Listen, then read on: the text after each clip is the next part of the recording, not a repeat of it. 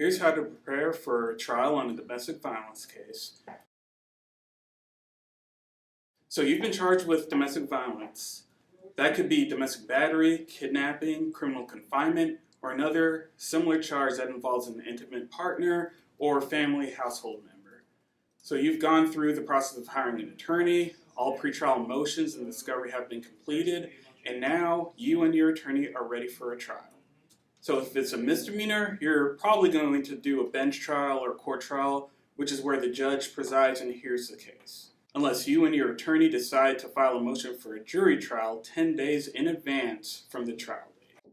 If it's a felony, it automatically gets set for a jury trial where a jury of your peers are there to hear the case. So all of the work has been done, and here's how I usually prepare for a trial on a domestic violence case.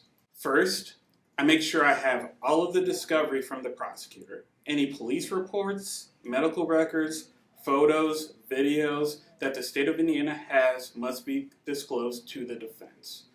I would review all of the discovery just to make sure I know what the state has. Second, I would look at the state's witnesses and see who they plan on calling at trial. I would expect there to be an alleged victim on a case like this who is the accuser of a domestic violence case. And now if the case is set for trial, normally a deposition would have already been done of a particular witness.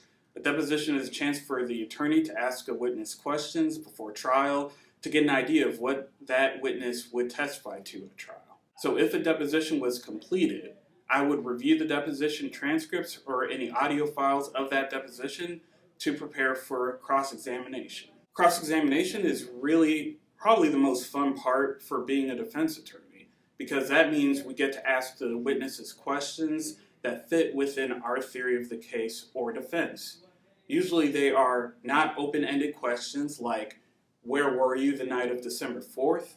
They are usually close-ended questions. For example, you were at home on December 4th, correct?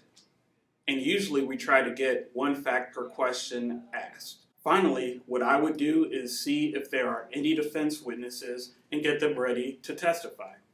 I would meet with them and do a mock direct examination where I would ask them open-ended questions to get their story out, as if we were in court testifying at trial. If my client wants to testify, we would go over that.